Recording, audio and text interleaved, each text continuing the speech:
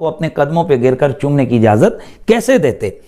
आला हज़रत फाज़िल बरेलवी रहमतुल्लाह ताला अलैह एक इसी मसले को जिल्द 22 सफ़ा 550 पर लिखते हैं, फरमाते हैं कदम बोसी सुन्नत से साबित है और इसमें अहादीस कसीरा वारिद।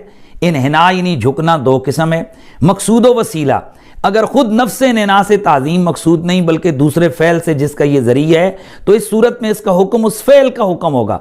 कदम बोसी जायज़ बल्कि मसनून है तो उसके लिए झुकना भी मुबाह बल्कि सुन्नत है। डॉक्टर ज़ुबैर साहब ने पूरा जोर इस बात पर लगाया कि आला हज़रत ये बताना चाहते हैं कि आप किसी के कदमों पर झुक कर बोसे भी नहीं दे सकते, हालांकि ऐसा बिल्कुल नहीं है। ये डॉक्टर ज़ुबैर साहब की समझ की कोताही है, उनकी तहकीक की कमज़ोरी है। आला हज़रत तो वाज़ेह तौर पर लिख चुके हैं कि इस तरह का झुकना कि जिसमें बंदा चूमने के लिए कदमों पर बोसे देना चाहे तो ऐसा झुकना बिल्कुल जायज़ बल्कि मसनून